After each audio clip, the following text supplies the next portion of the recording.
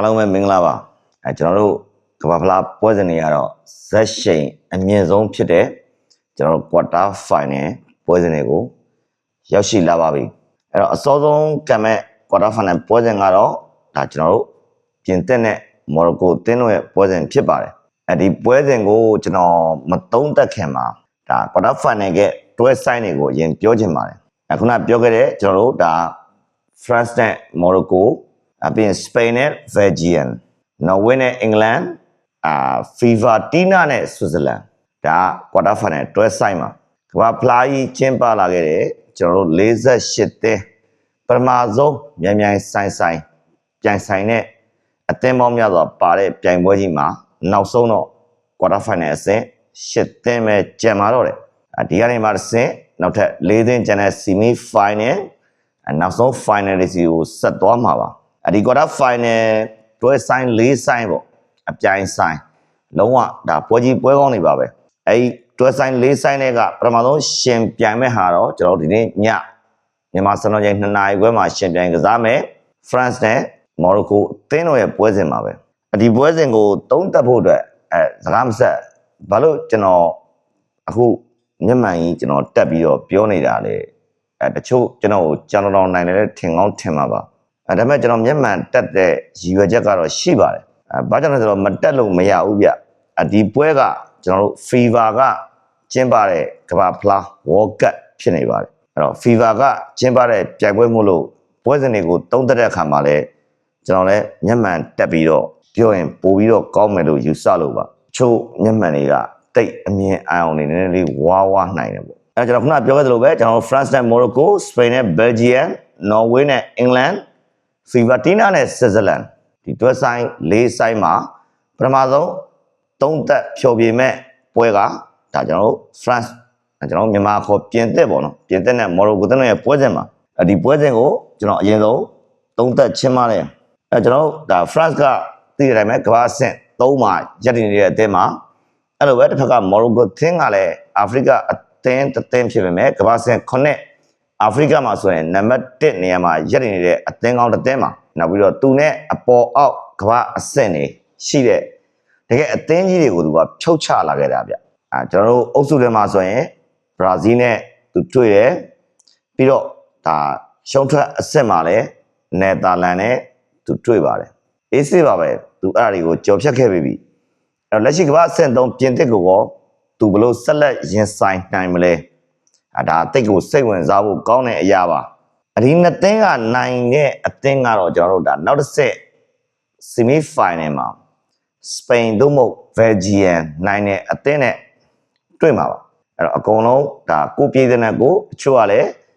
ပြည်သစ်နဲ့ Spain တွေ့မလားဒါမှမဟုတ်ပြင်သစ်ကို Morocco ကကြော်တက်သွားပြီးတော့ Spain နဲ့တွေ့မလားဒါမှမဟုတ်လည်းအင်ရှင် USA ကိုဖြုတ်ချခဲ့တဲ့ Belgium ကပဲ semi final ကိုတက်ရောက်သွားမလားမျိုးစုံပါပဲ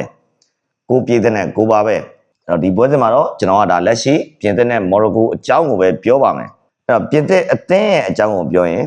ကျွန်တော်လုံးဝဘတ်စကာခံစစ်လို့ပြောလို့ရတဲ့ဘတ်စကာတော်မှ2စီးလောက်ဆင်ထားတဲ့ခံစစ်ကြီးနဲ့ရှုံးထွက်စစ်မှာပါရာဂွေးကပြင်သစ်ကိုကစားခဲ့တာပါသူတို့ကလည်းဂျာမနီတင်းကိုကြော်ဖြတ်လာပြီးတော့အနိုင်ရလာတဲ့အတွက်ယုံကြည်မှုမြင့်မားစွာနဲ့ပြင်သစ်ကိုလည်းခံစစ်ပိတ်ကစားခဲ့ပါတယ်ဂိုးသွင်းခွင့်အများကြီးရခဲ့ပါတယ်ဂိုးမဖြစ်ခဲ့ပေမဲ့နောက်ဆုံးမှာတော့ကျွန်တော်ပန်နရီကနေအမ်ဘပ်ပေသွင်းယူတဲ့ဂိုးနဲ့ပဲကြော်ဖြတ်အနိုင်ယူပြီးတော့ပြင်သစ်က quarter final ကိုတက်လန်းလာတာပါအဲ့တော့ပြင်သစ်အသင်းအနေထားကိုကြည့်ကျွန်တော်တို့အုပ်စုပွဲစဉ်တွေကရှုံးထွက်ပွဲစဉ်တွေမှာသူတို့ရှင်ပြိုင်ကစားထားတဲ့9ပွဲမှာသွင်းဂိုးက14ဂိုးသွင်းယူထားပါတယ်ပေးဂိုးကတော့2ဂိုးပဲရှိပါတယ်ဒါကြည့်ရင်သိတာပါတယ်ပြင်သစ်ကခံစစ်ကောင်းမှုကိုပါပြသထားနိုင်တာပါအဲ့တော့သူတို့ပေးခဲ့တဲ့2ဂိုးကိုကြည့်ရင်လည်းကျွန်တော်တို့စီနီဂေါအသင်းနဲ့နော်ဝေးအသင်းကိုပေးထားရတာပါနော်ဝေးအသင်းနဲ့ပွဲစဉ်ကအမှတ်မလို့အပ်တဲ့အခြေအနေမှာသူတို့ကစားသွားပြီးတော့ပေးထားရတဲ့ဂိုးပါအဲ့တော့ဒါတွေကိုကျွန်တော်မပြောတော့ပါဘူးသွင်းဂိုး9ပွဲမှာ14ဂိုးကိုကျင့်တော့ကျွန်တော်တို့ရဲ့ဇက်လိုက်အမ်ဘပေကလက်ရှိဂိုးသွင်းပြီးရင်စုမှာလည်းအပြိုင်လိုက်နေနေသူက9ဂိုးသွင်းထားပါတယ်တခြားဂိုးတွေမှာဆိုရင်ကျွန်တော်ဒမ်ဘီလီ4ဂိုးပါကိုလာ2ဂိုးနဲ့ဒိုရီ1ဂိုး ဒီတွင်းလာတဲ့14ခုမှာ Real Madrid တိုက်စစ်မှု Mbappe က9ဂိုးသွင်းတယ်ကျန်တဲ့9ဂိုးကိုတော့ကျွန်တော်တို့ပြီးခဲ့တဲ့နှစ်ချန်ပီယံလိဖလားပိုင်ရှင်ကျွန်တော် PSG အသင်းရဲ့တိုက်စစ်မှုတွေကခွဲဝေသွင်းလာတာကိုတွေ့ရပါတယ်ဒါပြင်သစ်ကတိုက်စစ်ကိုပြောချင်တာပါအဲ့တော့တစ်ဖက်က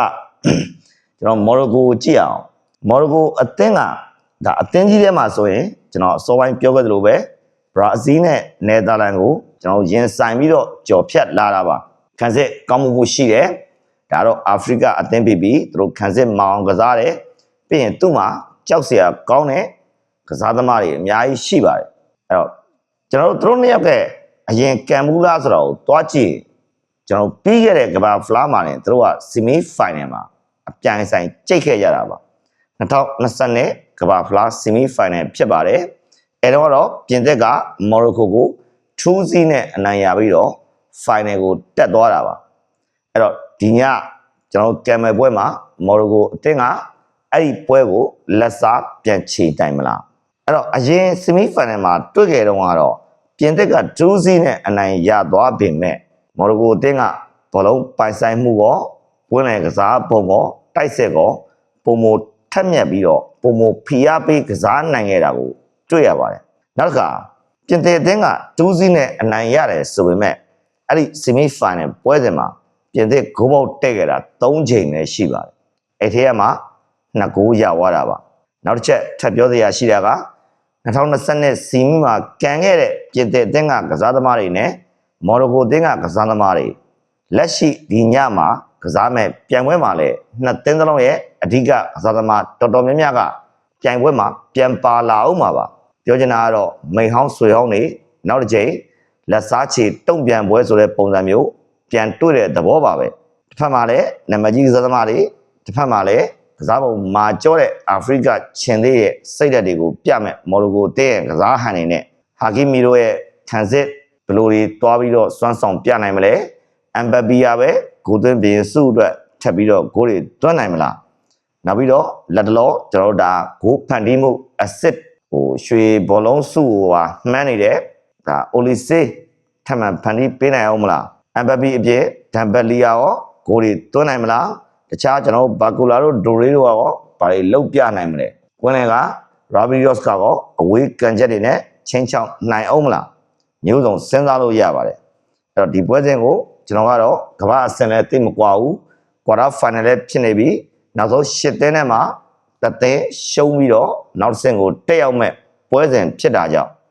ကျွန်တော်ကဒီပွဲကိုကျွန်တော်ရဲ့သုံးသပ်မှုကတော့ကျွန်တော်ခံယူနေကျွန်တော်သုံးသပ်တာပါ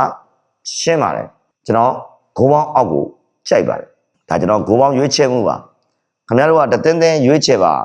ပြင်သစ်အော်မော်ရိုကိုဘယ်သူဆီမီဖိုင်နယ်တက်မလဲဆိုရင်တော့ဒီနှစ် World Cup ပြိုင်ပွဲမှာခြေစွမ်းအကောင်းဆုံးနဲ့အားရဆုံးအသင်းကဒါပြေးတဲ့အကုန်လုံးသိမှာပါ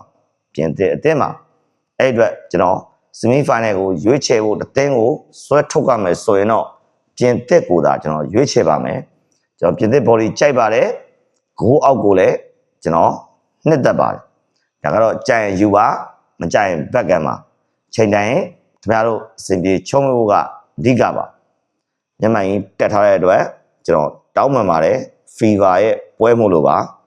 အားလုံးကိုကျေးဇူးတင်ပါတယ်နောက်ကွာတာဖိုင်နယ်ပွဲစဉ်တွေကိုလည်းနေ့ရက်တိုင်းလိုက်ကျွန်တော်သုံးသက်ပေးသွားပါဦးမယ်